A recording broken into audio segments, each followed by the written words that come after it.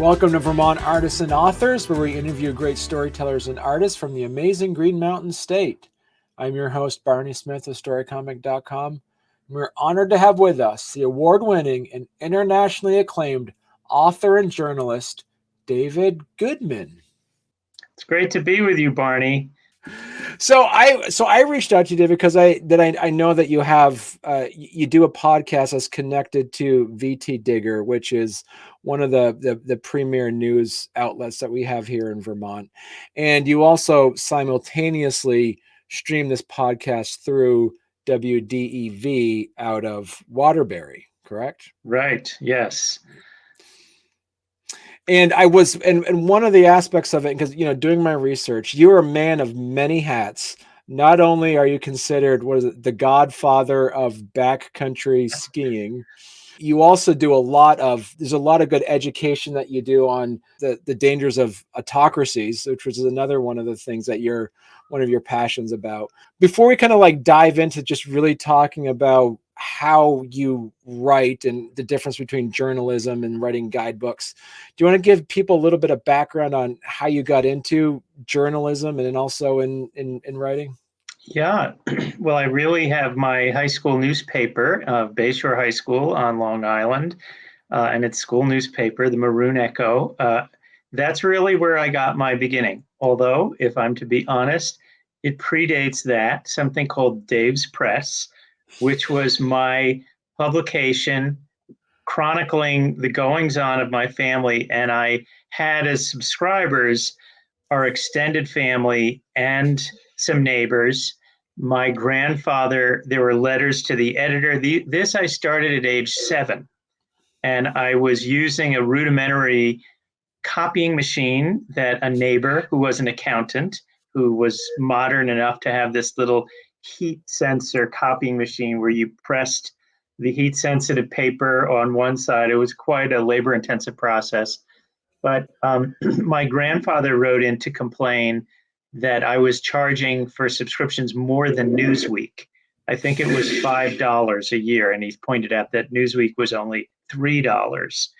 So I was quite resistant to being shamed by anybody, not the least my grandfather. And I just simply I used the pages to shame my subscribers who had fallen in arrears, including my grandfather.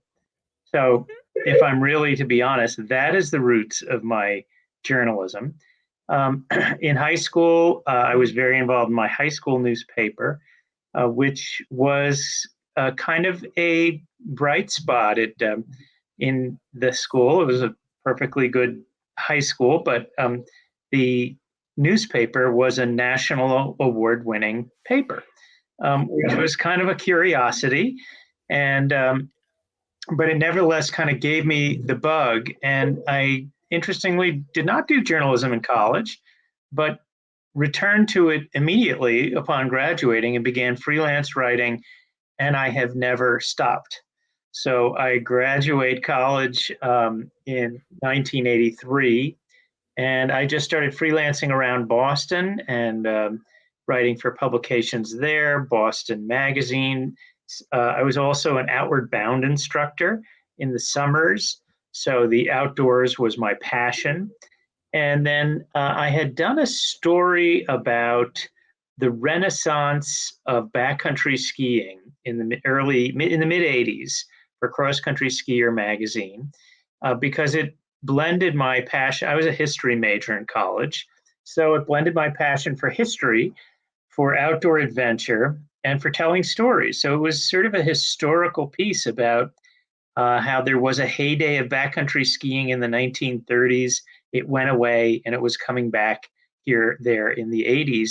And right at that moment, the Appalachian Mountain Club was interested in doing a guidebook, its first skiing guidebook in a half century, and got my name, and thus began a sort of almost accidental authorship of what has come to be known as the Backcountry Skiing Bible, the only backcountry skiing guidebook to the Northeast, which I've done now 5 of them.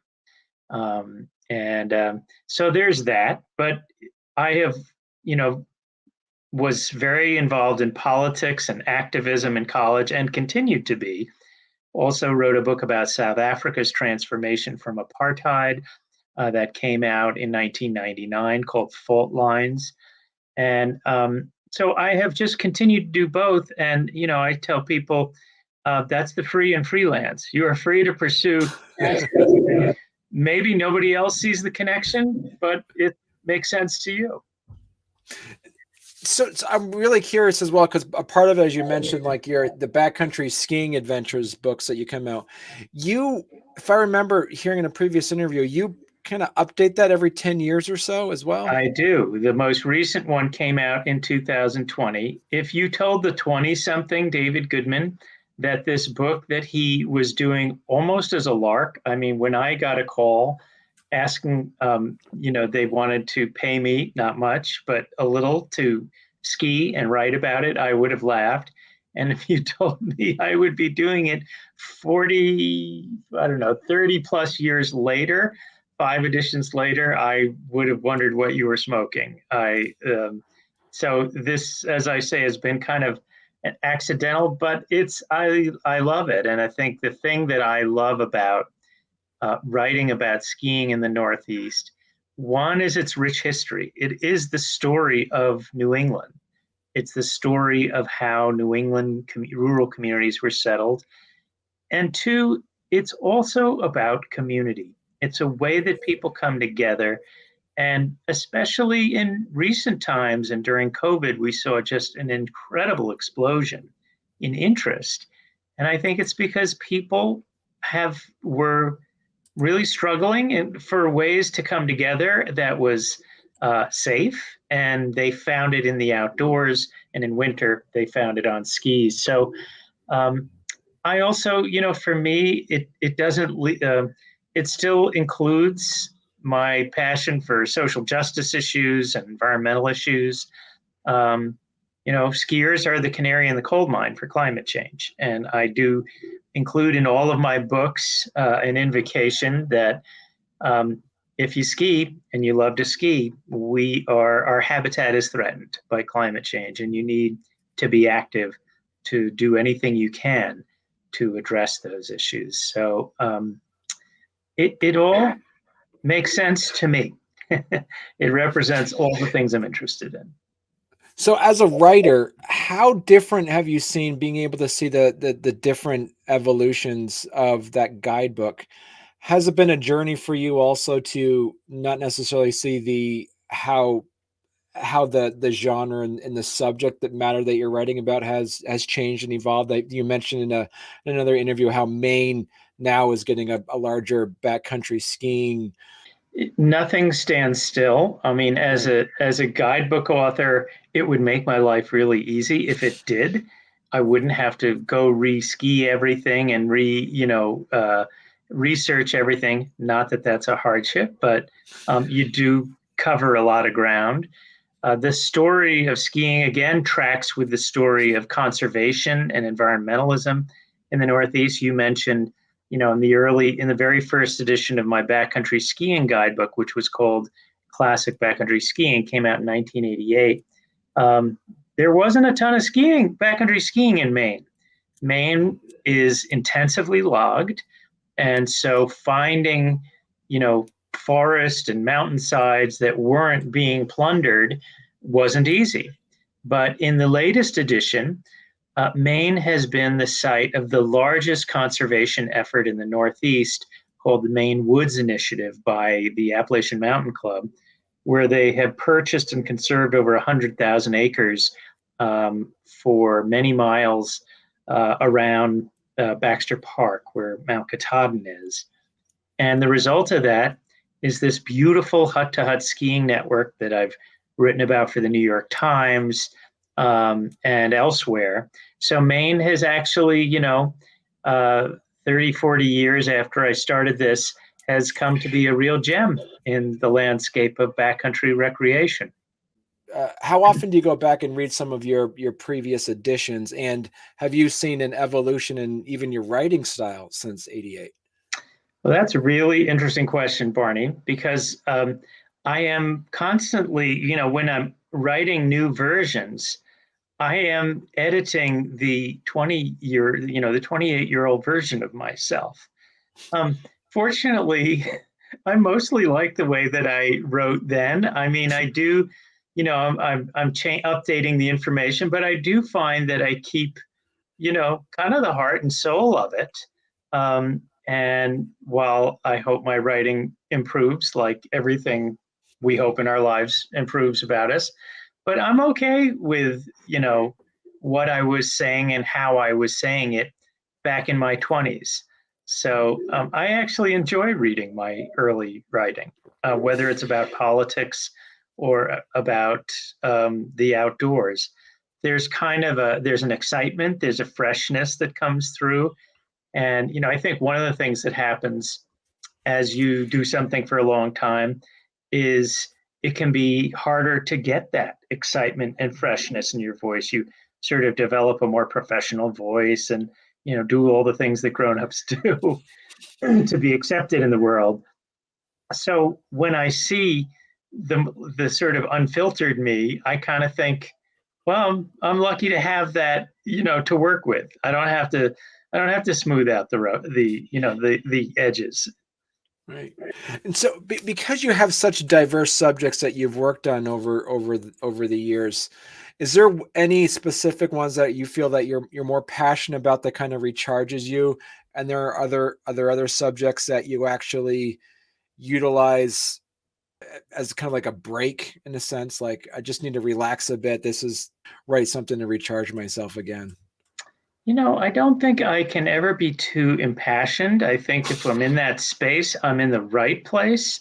Right. I think, if anything, the opposite is the thing that I try and avoid, which is becoming where the passion doesn't come through. I mean, that for me, that little spark, that candle is, I feel like my whole life, Mm. I have done what I can to keep that thing burning hot, and stay in the place where I feel that inspiration, that excitement, or in the case of politics and the world, the outrage, the indignation. So I try to go to those places. As far as where I go to relax, that would be the outdoors. Even though some of these are pretty exciting, high and wild places, it's where I go to find peace. When I need to kind of recharge, I go to the mountains, and I live in the mountains, so there's no coincidence about why I'm here.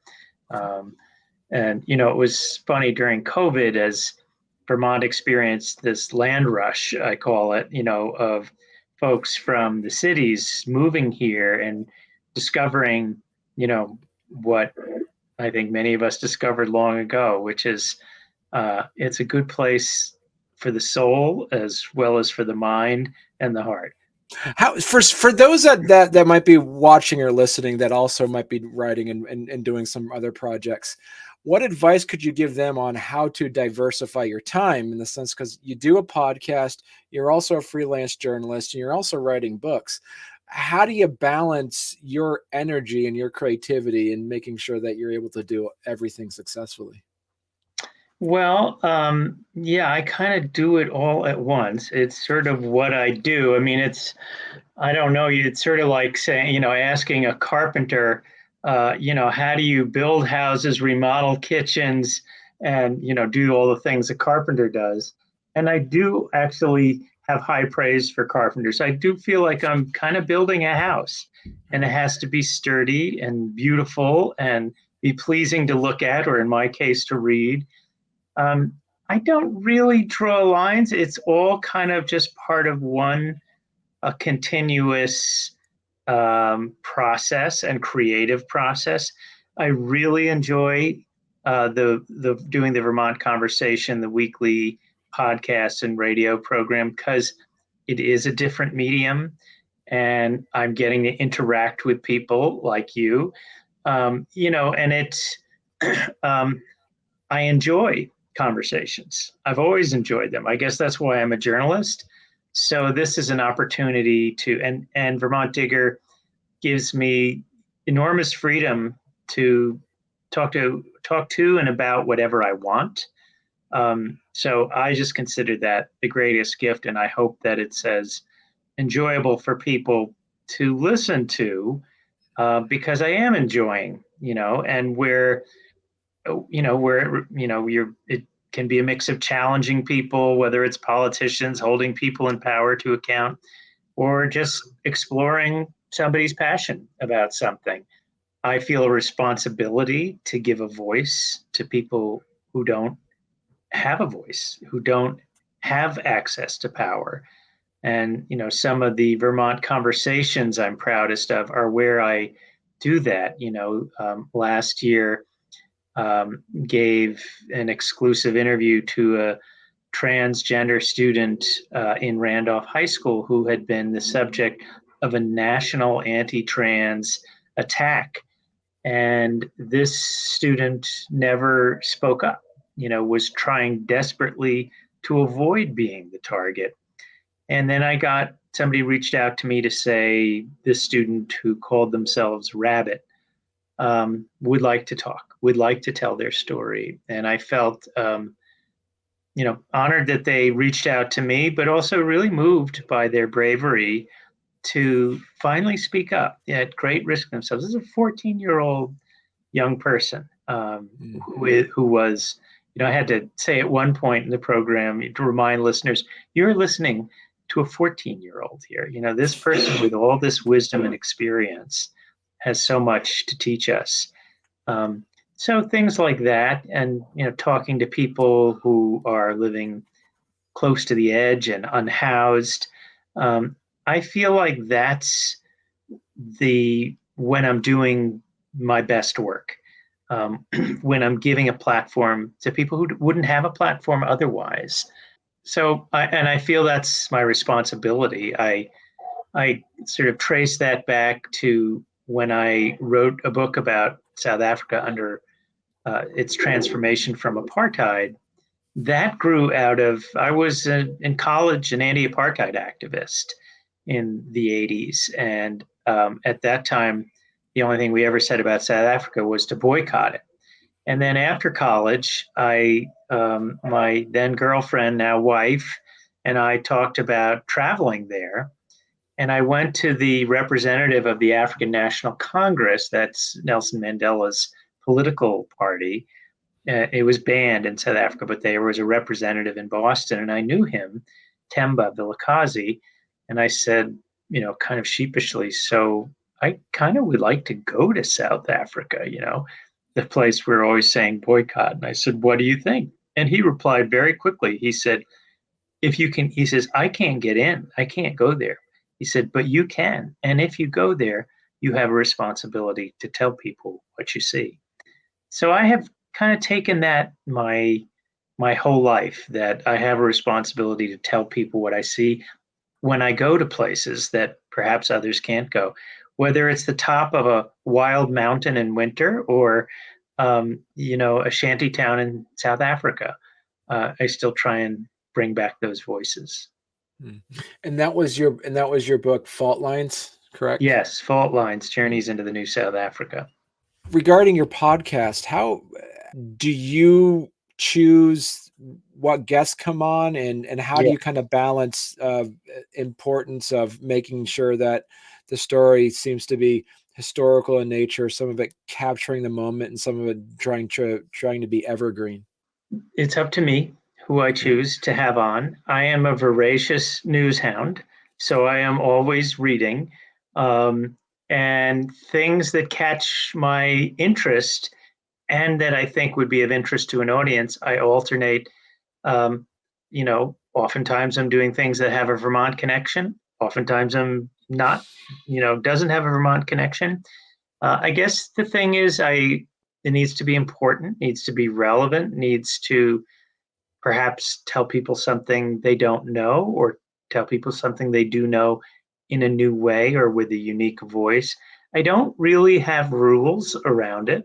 And Vermont Digger and WDEV don't place any rules on me. So that's an enormous amount of trust. And I deeply appreciate that. And I So far, the things I find interesting, it seems other people find interesting to listen to. So therein lies the sweet spot. And I just keep continuing to, try to follow my nose and seek out voices that perhaps aren't getting the airtime that they could get. So when I listen, I'm also a big listener of podcasts.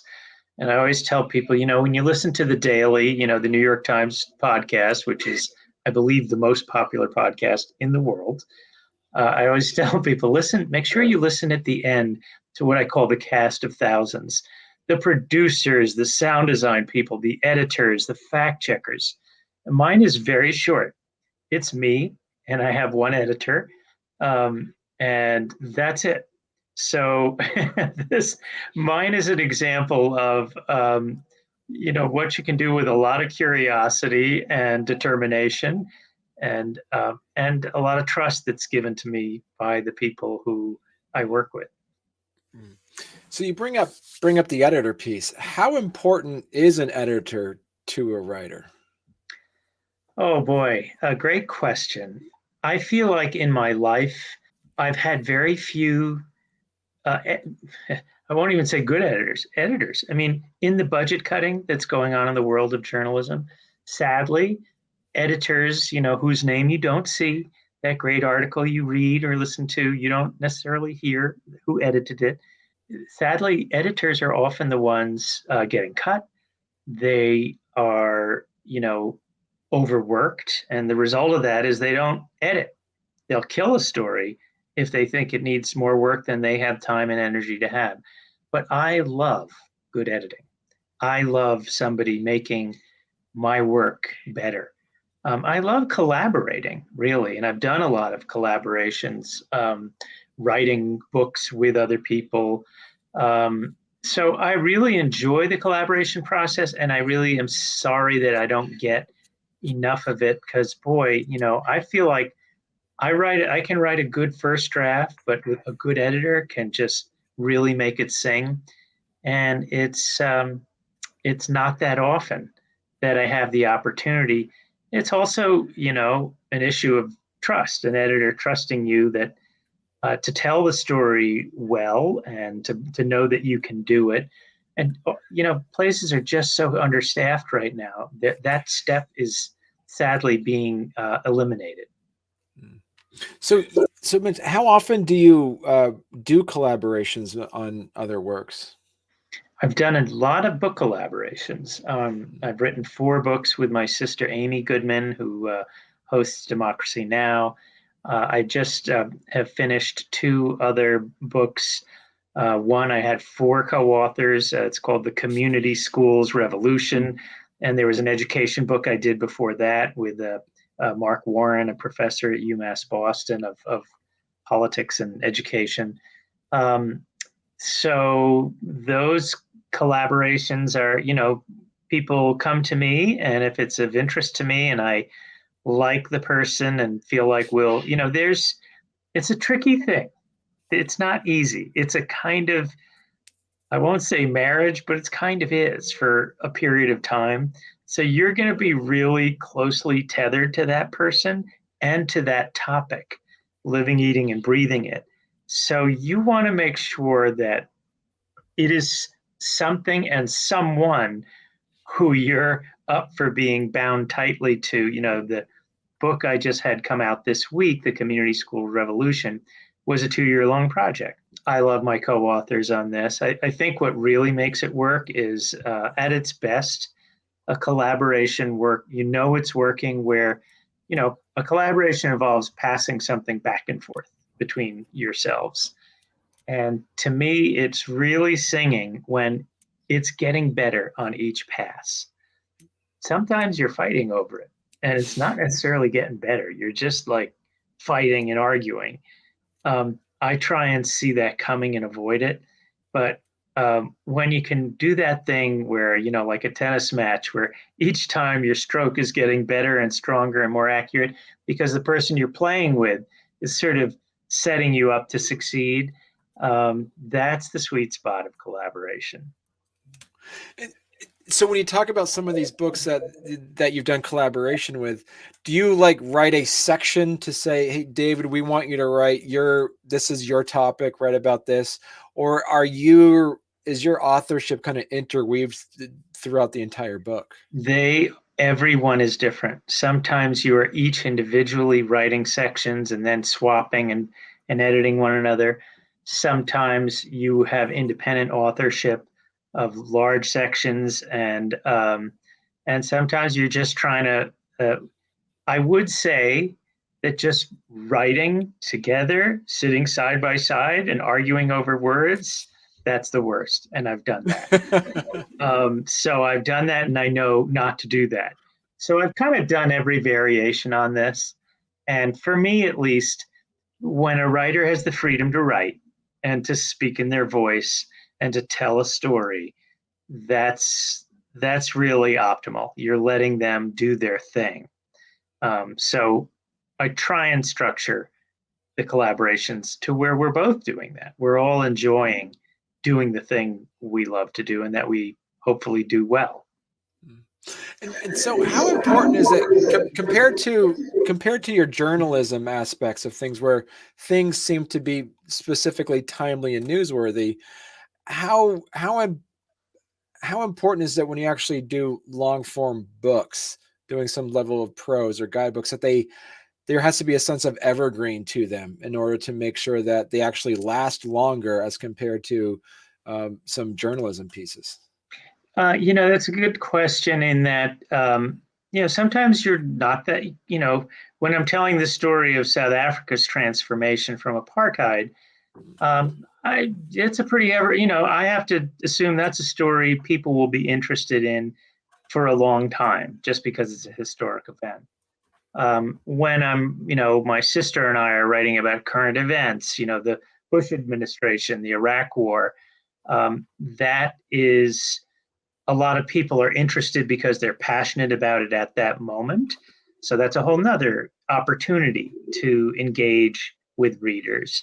So each one kind of they're doing similar things, but there's, the urgency of writing about current event helps one, and the evergreen nature of historical ones helps another. And then there's skiing, which hopefully people always are interested in. Sure. Yeah, absolutely. Because almost to the point, have you ever thought about doing the similar format you're doing with your backcountry skiing by having like a second edition, a third edition to revisit? Have you ever thought doing that with some of the books that you wrote earlier that were considered current events, now looking at them through a historical lens instead of writing them as they were happening? Well, yes, but it kind of, you have to make sure, it may just deserve another book. If I were to write a book about South Africa now, which is, 25 years after the first book, it's really another book. It's not just another chapter. So there's always an opportunity to tell new stories about a place. You don't just have to add to the old ones, and deciding when it deserves, a fresh treatment from the ground up is part of a writer's craft. How different? Because you mentioned before you're proud of the fact that you're a freelance writer. How has freelance writing changed and evolved since you started doing it in the late 90s? It's harder now, which is sort of a funny thing to say because there's many more outlets. There's all the online things, but I think what I began doing as a 20-something, supporting myself as a freelance writer, is harder to do now. So I don't know if I could just start out and do now what I started out doing in my 20s, which isn't to say people shouldn't do it. One should follow their dream. And if they can figure out a way to make it work for them and sustainable for them, by all means do it. But I think it's just harder. My friends my fellow freelance writers, and many of us are, communicate with one another. It's kind of important in that, if you work for a publication or in a newsroom, you have colleagues to talk to. I at one time was very involved in the National Writers Union, which is a union of freelance writers, just as a way to have community as well as to, protect our rights and the working conditions that writers have. So we talk, and when I talk to my colleagues now, a lot of the people who started out with me doing what I do are no longer doing this. It's hard to make it sustainable, I think, now. But I feel lucky that I can still do this. What advice would you give somebody in their 20s who wants to get into freelance writing? Follow your passion. Your best writing, your best reporting is about something you care about and are passionate about. Don't do just one thing. You could easily make the opposite argument. Be a specialist, be an expert. That'll keep you in demand. For me, not being a specialist, writing about everything from politics to skiing, that's been my thing. That has worked for me. So I tend to tell people what worked for me is, and don't have all your eggs in one basket. Certainly in the publishing world, it's a pretty crazy time. Publications that have been around for over 100 years are going under. So just being nimble, being able to move, and keep moving forward in the things that you love to do is important. And also exploring different ways to do it. I've been a journalist working for UNICEF, traveling to conflict zones, reporting on situation for women and children in places like Sudan and Liberia and Cote d'Ivoire. And that's also been a really amazing part of my life, is continuing to go to remote places and tell those stories that I find there. Talking to child soldiers in Liberia and how they try and rebuild a life. So I've had a lot of opportunities to do a lot of really interesting reporting. Is there any genres of writing that you still want to explore, whether it be like children's books or other like fiction novels or anything? Yes, I would be very interested to have the opportunity. I have been thinking a lot about going back to the community where I grew up on Long Island and maybe telling some of the stories of what happened there. There's, it's a very interesting history, civil rights, and other things I maybe didn't understand when I was growing up there, but kind of exploring that. So it's not memoir, but it's sort of memoir-ish, to go back and explore things that happened to me and to my family and to make sense of them now. So that's on my mind. It would be fun. It's whether I can interest other publications or publishers, but I haven't really put the idea out there yet. So it may yet happen. Right. So David, if people want to learn more about your work, where's the best place they could go to? So dgoodman.net is my website. And you can see a lot of my writing there, or you can go to VT Digger and find the Vermont Conversation, and there's new episodes every week. And my Twitter is David Goodman VT. So I'll often be reporting about stories. So yep, there's where you get to see what I'm doing in real time. So those are some of the places. And Best Backcountry Skiing is my website for my skiing. Well, thank you very much, David. As I say, I've been looking forward to chatting with you for months now, and I'm so glad that we're able to connect. Likewise, Barney. It's been great to talk with you.